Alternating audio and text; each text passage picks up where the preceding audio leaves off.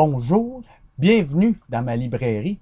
Nous sommes à Montréal le 4 novembre 2015. Mon nom est Bruno Lalonde. Merci à Fred, ce distingué amateur, qui après 40 prises a réussi enfin à m'imiter convenablement. Et en plus, vous voyez, il me frappe.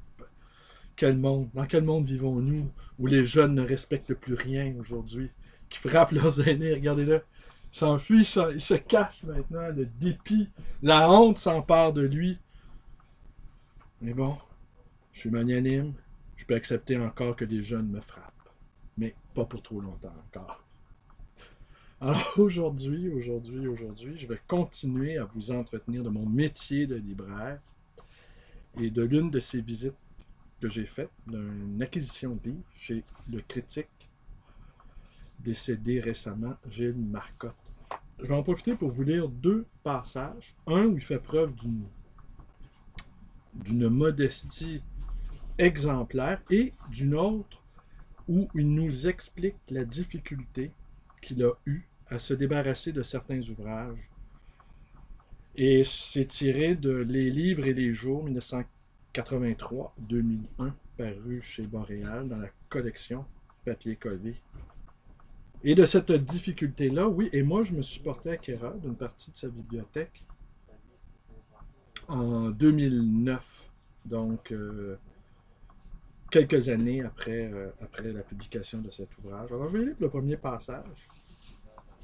J'ai réécouté ce matin la première partie du Marteau sans maître de Pierre Boulez pour ma chronique de liberté. Je m'étais appliqué à aimer cette œuvre il y a plusieurs années parce qu'elle mettait en musique, en les massacrant tout de même un peu, beaucoup, quelques textes de René Char. J'étais également sous l'empire du jugement de Stravinsky qui admirait fort le marteau. Or, je dois me rendre compte et m'avouer à moi-même, enfin, sinon aux autres, que cette œuvre ne me plaît aucunement, que je n'y entends goutte, que je m'en passerais bien. Je n'ai pas dit cela dans ma chronique. Il y a beaucoup de choses ainsi, de choses crues. Crues au sens du verbe et à celui de l'adjectif, que je ne dis pas dans mes articles, par pudeur, par crainte de révéler mon inculture ou pour préserver l'avenir d'une compréhension possible, je ne sais trop. Ce que je sais en revanche, c'est que la chose crue, le sentiment tout nu, l'expression directe ne sont pas plus vrais, sont peut-être moins vrais que la chose enveloppée que je livre dans mon discours public. Et bien voilà, c'est parfois difficile d'avouer que nous n'aimons pas certains auteurs ou certaines œuvres qui ont l'aval de personnages plus compétents, plus distingués, plus habilités à émettre des jugements sur ces œuvres-là que nous-mêmes ne le fassions. Nous n'osons pas paraître trop philistins ou trop ignorants ou trop... Nous n'osons pas avouer quoi que nous n'y comprenons rien à ces œuvres-là. De plus loin dans le même ouvrage, Les livres et les jours, il nous dit ne rien comprendre aussi à l'œuvre de Paul Sénat et voulant parfaire sa compréhension, son éducation, il lit la revue Spirale et il n'y comprend davantage rien.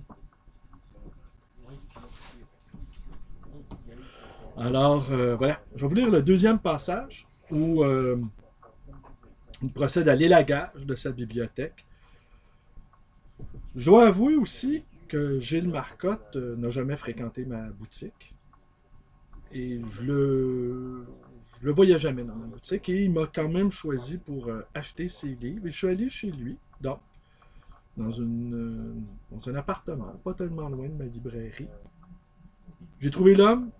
Je craignais un peu l'homme parce que, ayant lu des critiques parfois acidulées, parfois acerbes, parfois rudes, avec un humour second degré.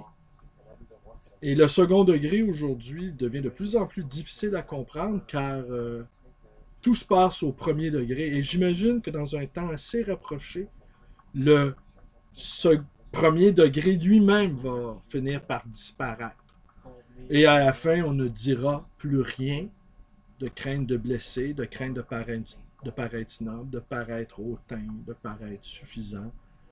Et il ne nous restera plus qu'à nous taire. Et après, ben, je vais vous montrer un livre que j'ai conservé de cette bibliothèque-là. Donc, je vous disais que j'avais trouvé finalement l'homme plus chaleureux, plus réservé, mais plus attentif. Il m'avait fait visiter sa bibliothèque, donc, évidemment, son bureau. Et je me rappelle, il lisait un livre sur François Mauriac, un des derniers livres qu'il avait lu, en tout cas à cette époque-là. C'était François Mauriac et la télévision, ou François Mauriac et les médias, quelque chose comme ça. Je lui avais un recueil de textes sur la télévision et François Mauriac. Il avait trouvé ça très intéressant. François Mauriac, évidemment, qui était un de ses auteurs préférés, sans aucun doute. Alors, je vous lis le passage où il est question des bibliothèques. Donc, tu as décidé de dégraisser ta bibliothèque. Tu l'as déjà fait il n'y a pas si longtemps, ou tenté de le faire. Tu t'es départi de quelques livres dont l'usage ne te paraissait pas indispensable. La semaine suivante, tu en avais un besoin urgent. Depuis ce temps, tu te méfies un peu de semblables tentations, mais l'heure où plus justement l'âge est venu, il s'agit cette fois non pas seulement de dégraisser, d'enlever un peu de superflu, mais de trancher dans le vif, comme cela se fait, veut pas, dans ton existence. Il y a donc beaucoup de livres, plusieurs dizaines au moins qui devront partir. Il y faut plus que de la décision, de l'impatience, voire une sorte de rage. Tu t'efforces de ne plus penser aux conséquences. Tu sacrifies des livres avec lesquels tu n'as eu que peu de commerce, sans doute, mais aussi des familiers, des romans, des recueils de poèmes qui t'accompagnent depuis nombre d'années et qui partagent la part d'humanité qui t'est dévolue. Comment n'hésiterais-tu pas? Tu fais quelques prélèvements, puis tu reviens. Peu à peu, tu t'habitues à retrancher. Tu as ça dans tes bras. Et surtout la petite idée branlante qui t'avait fait entreprendre la tâche, une idée peu sûre d'elle-même, s'est confortée du mouvement même qu'elle a provoqué et devient une véritable conviction. À ces quelques livres achetés ou reçus au cours des années et qui, à vrai dire, ne constituaient pas une véritable bibliothèque, une bibliothèque comme on en voit parfois chez des gens bien organisés, dans les bureaux d'écrivains photographiés pour la revue Lire, à ces quelques livres, tu étais maladivement attaché d'un attachement de pauvre. En fait, tu te débarrasses moins des livres que de cet attachement. Ce petit esclavage qui te faisait conserver d'aussi modestes rebuts. Tu devrais, à la fin de l'opération, te sentir plus libre, plus léger. En sera-t-il ainsi? D'ailleurs, il t'arrive d'en acheter encore des livres, auxquels il faut faire place dans la bibliothèque. Par exemple, celui du philosophe Giorgio Agamben, Le temps qui reste. Ça te dit quelque chose, le reste?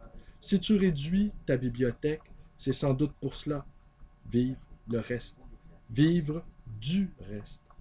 Tu ne sais pas encore ce que va te dire Agamben à ce propos en commentant l'épître aux Romains. Mais il te semble tout à coup que tu savais un peu ce que tu faisais en achetant le livre. Ouais, ben voilà. Je déconseille toujours aux gens de vendre leurs livres, même si c'est mon gagne-pain. Car j'ai si souvent observé ce phénomène de personnes qui s'étaient départies de leur bibliothèque et qui, quelques semaines, qui, quelques mois plus tard, me téléphonaient, la voix angoissée, me demandant si c'était bien à moi qu'on avait vendu l'ouvrage. Et qu'on souhaitait et qu'on manifestait le désir de le racheter, même parfois au prix que moi j'avais fixé.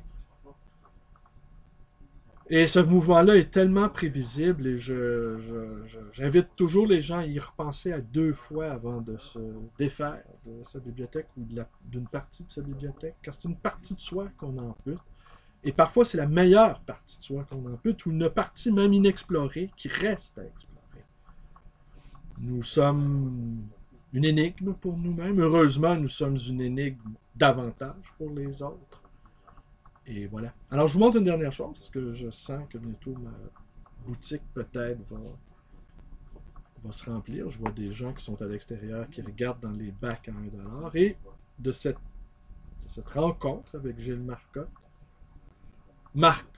rencontre qui va se prolonger dans la lecture de ses ouvrages, car Gilles Marcotte, à l'instar de beaucoup de critiques, ici je pense à Robert Lévesque ou à Jean-Pierre Saint-Nut, eh bien, ou à Gaëtan Picon, ou à Pascal Piat, eh bien, elles sont d'authentiques écrivains. C'est à se demander aujourd'hui si les écrivains, les authentiques écrivains, ne sont pas en fait de véritables, ne sont pas les véritables critiques.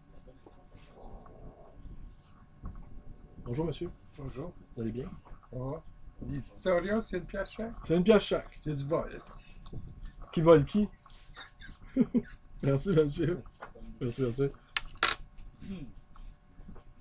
Bonne journée. Bonjour. Merci, merci. Alors, que disais-je? Oui, donc, c'est à se demander, même si aujourd'hui lire n'est pas plus important qu'écrire, vraisemblablement, et que savoir lire est la nécessaire préparation à savoir écrire, et que pour écrire pour de vrai, il faut avoir vécu également. Que rien ne se sépare, tout forme un tout organique, lire, écrire, vivre, mais que lire est la première condition, selon moi. Il y a plein de gens qui vivent sans avoir lu, mais lire pour passer le temps, lire pour voir le passage du temps n'est pas lire. On lit pour augmenter notre puissance de vie, notre puissance de réflexion, notre capacité d'agir sur notre propre vie. Alors donc, je vais continuer à lire Gilles Marcotte, je vais continuer à le lire, je vais continuer à aimer ses livres, en particulier celui-là, Les livres et les jours, qui a été écrit à la diable, et qui a été écrit sur le ton de la conversation. Voilà qui m'enchante. Alors je vous montre ceci, les essais critiques, Roland Barthes.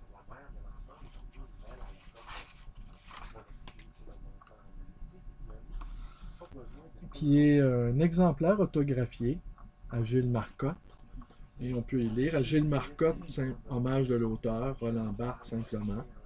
Ce qui n'a pas empêché Gilles Marcotte de l'annoter, de le souligner. Tenez, je montre ça à l'écran.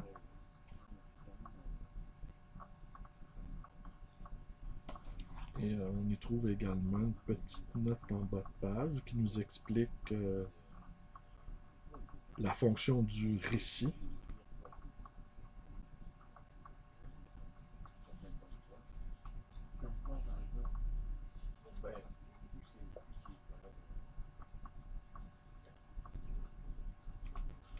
Alors, on serait curieux de savoir en quelles conditions, ou est-ce que c'est lors d'un... Il l'a quand même aussi paraphé de son autographe. Ainsi faisait-il avec tous ses livres. Gilles Marcotte, il mettait son nom.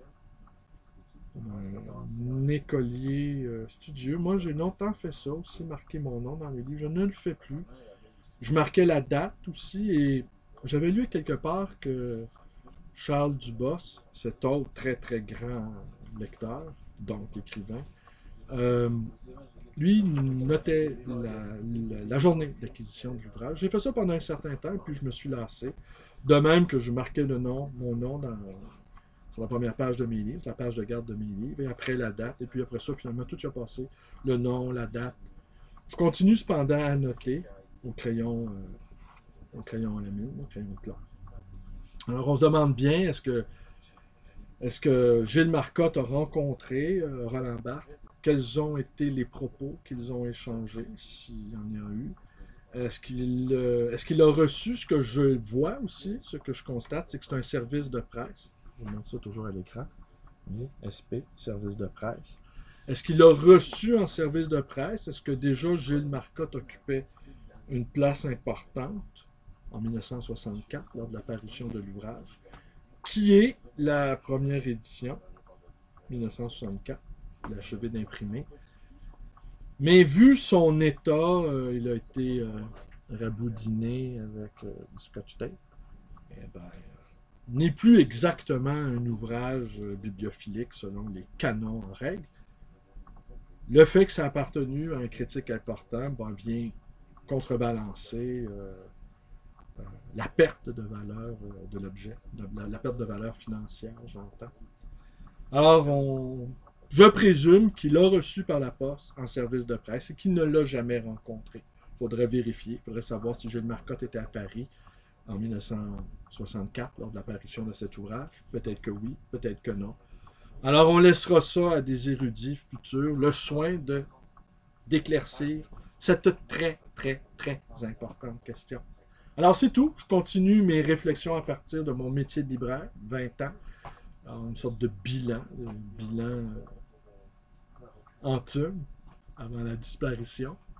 Alors, je vous remercie d'être avec moi. Portez-vous bien. Vous connaissez la suite. Mes vidéos vous plaisent. Je vais finir par retrouver mes 350 abonnés. Là, présentement, j'en ai 5.